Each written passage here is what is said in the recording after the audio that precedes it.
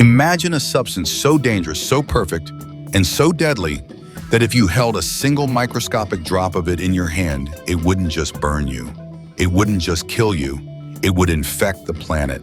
It would fall through your skin, slip through the cracks in the floor, and sink deep into the earth. And as it fell, it would begin to touch the atoms around it. And every atom it touched would change. They wouldn't burn or explode in a conventional sense. They would simply stop being normal matter. They would be converted. The infection would grow, spreading from the core of the Earth outward, eating the rock, the magma, the oceans, and finally the atmosphere. Within hours, the Earth would cease to be a blue planet. It would be a hot, gray, dead sphere roughly the size of a football stadium. No life, no history, no chemistry, just a silent lump of gray goo floating in space. This isn't science fiction.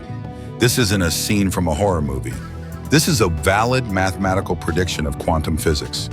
It is called strange matter. It is the most stable substance in the universe. It is perfectly indestructible. And the only reason we are alive right now is because it hasn't touched us yet. But the scary part? There are factories in our galaxy making it right now. To understand this cosmic poison, we have to go to the most extreme place in the universe.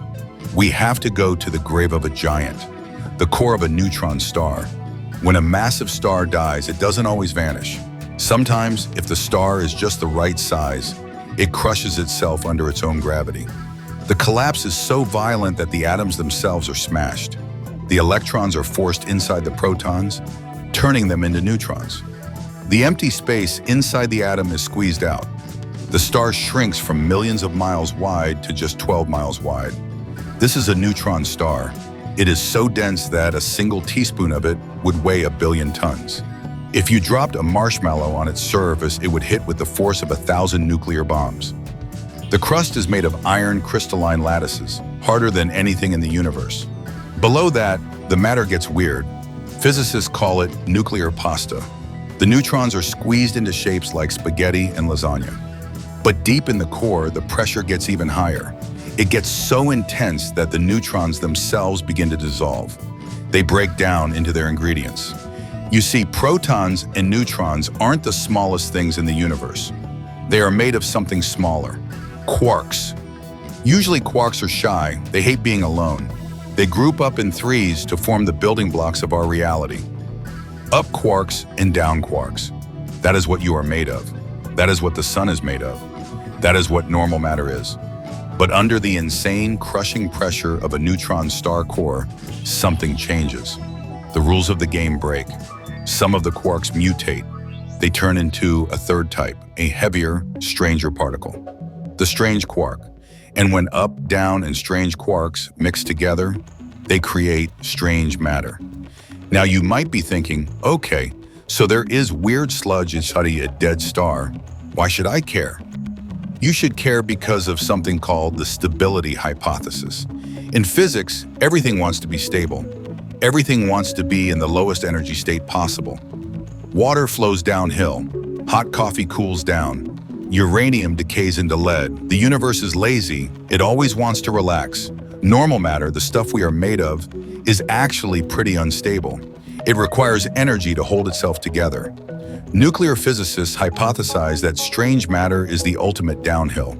It is the perfect form of matter. It is more stable than protons, more stable than atoms, more stable than you.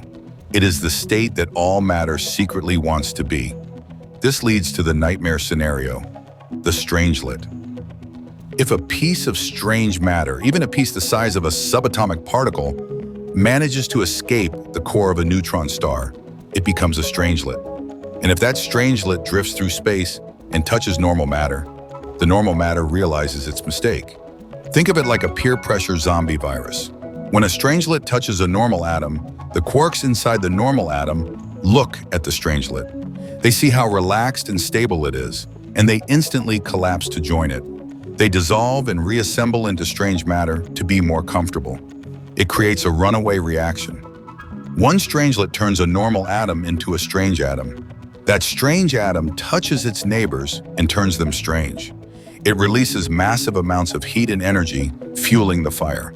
This is what scientists call an Ice 9 scenario. If a microscopic strangelet drifted through our solar system and hit the sun wouldn't just absorb it. The strangelet would start converting the sun's atoms.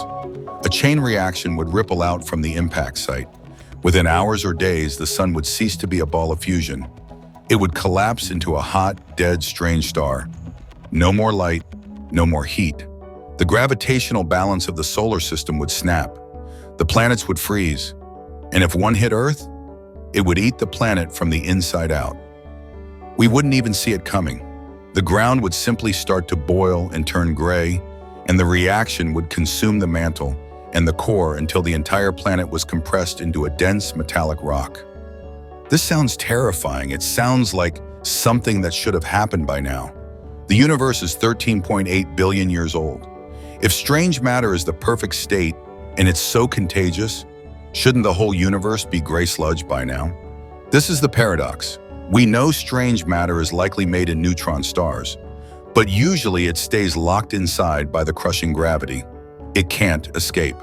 However, sometimes neutron stars collide. When two of these dead stars crash into each other, it is one of the most violent events in nature. It's called a kilonova. They rip each other apart. They spray their insides across the galaxy. Trillions of tons of neutron-rich matter are flung into the void. Most of it probably decays, but some simulations suggest that strangelets could survive the crash. They could be flung out like shrapnel, drifting through the dark between the stars.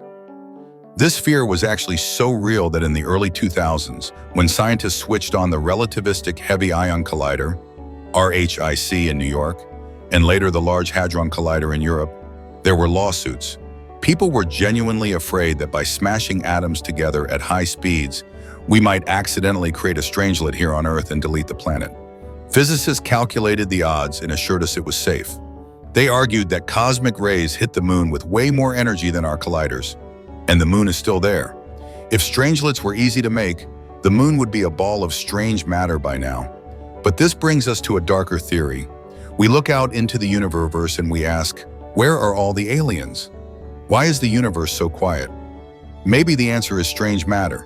We assume that civilizations die because of war, or climate change, or AI. But maybe the universe is just a minefield.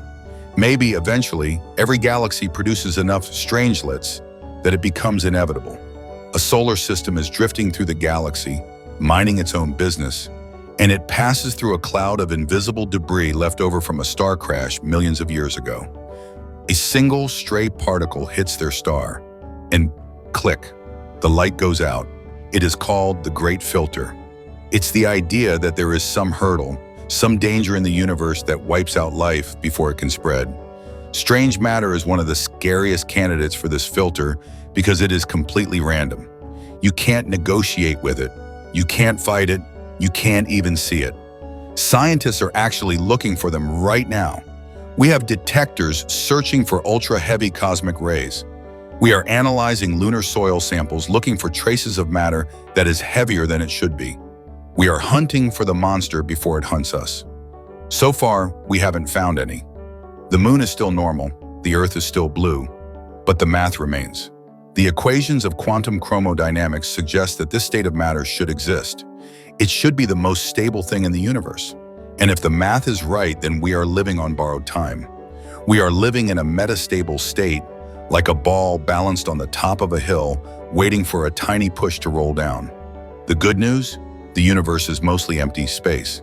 The gaps between the stars are unimaginably vast. The odds of a strangelet hitting Earth are infinitesimally small. It is like trying to hit a specific grain of sand on a beach by firing a gun from the moon. And there is another possibility. Maybe the hypothesis is wrong. Maybe strange matter isn't stable outside of a neutron star. Maybe it dissolves the moment the pressure is released. We don't know for sure because we can't make it in a lab. And honestly, we probably shouldn't try. But the non-zero chance remains.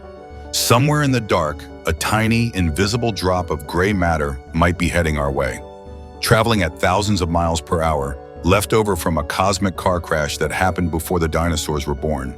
And we wouldn't know it was here until the ground beneath our feet started to change.